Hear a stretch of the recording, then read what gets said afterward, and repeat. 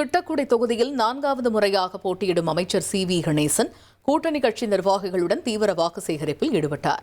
தொளார், புத்தேரி, ஆதமங்கலம் உள்ளிட்ட 25க்கும் மேற்பட்ட பகுதிகளில் பிரச்சாரம் செய்த அவரை பெண்கள் ஆரத்தி எடுத்தும் மலர் தூவியும் வரவேற்றனர்.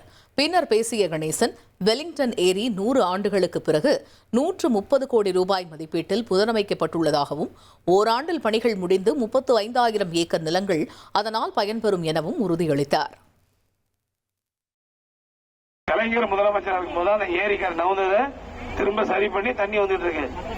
100 வருஷம் கழிச்சு இப்பதான் அந்த ஏரிக்கு 130 கோடி ரூபாய் வாங்கி கொடுத்திருக்காங்க. 130 கோடி வாங்கி கொடுத்து அந்த ஏரியை ஆழப்படுத்தி அந்த கரையை பலப்படுத்தி அந்த வாய்க்கால்லாம் இப்பதான் வேலை ஆரம்பிச்சிருக்காங்க.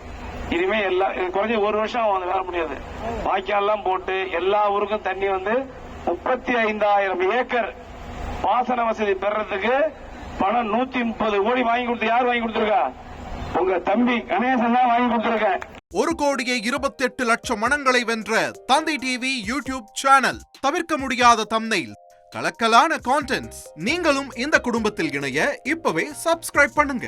அசுரபலம் கொண்ட எங்கள் டிஜிட்டல் கரங்களில் உங்கள் விளம்பரங்களை சேர்க்க வாட்ஸ்அப் பண்ணுங்க.